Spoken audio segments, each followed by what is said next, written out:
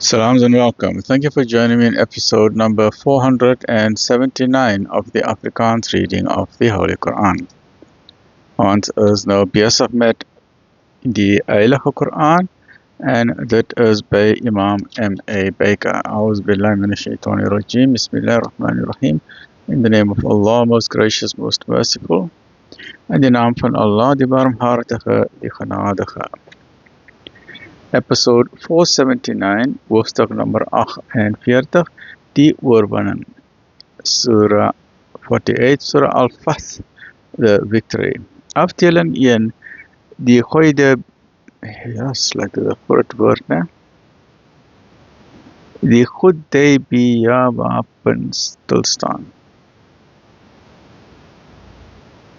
Die Hudaybiyah wapenstilstand was 'n oorwinning. Dit is 'n groot woord, man.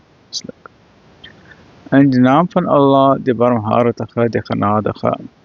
Voorwaar, ons het aan u 'n duidelike oorwinning verleen, sodat Allah u beweerde tekortkominge van die verlede en van die toekoms kan bedek, en dat hy sy guns aan u kan volbring en u op die regte pad kan lei, en dat Allah u met 'n magtige hulp mag ondersteun.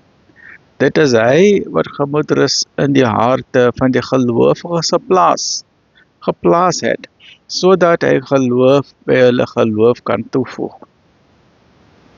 En aan Allah behoort die skare van die hemele en die aarde, en Allah is alleswetend, allerwys, sodat hy die gelowige mens en die gelowige vroue in tuine waar die riviere vloei kan toelaat, om daarin te bly en hulle van hulle gebreke kan suiwer. En in die oë van Allah is dit iets groots. En dat hy die heigelagte mans en die heigelagte vroue en die hedene en die hedinne wat bose gedagtes teen hulle verkondig, kan straf. Teëspoed sal oor hulle kom, en Allah is toornig op hulle en het hulle vervloek en die hel vir hulle voorberei. En dit is 'n bose bestemming. Aan Allah behoort die skare van die hemele en die aarde, en Allah is die allermagtige, die allerwyse.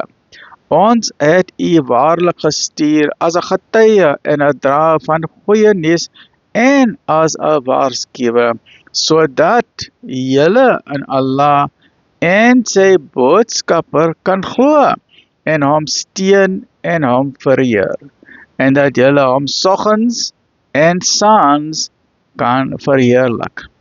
Voorwaar, hulle wat die eed van getrouheid teenoor u aflê, lê die eed van getrouheid teenoor Allah af.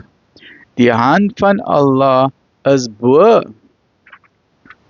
Die hand van Allah is bo hulle hande.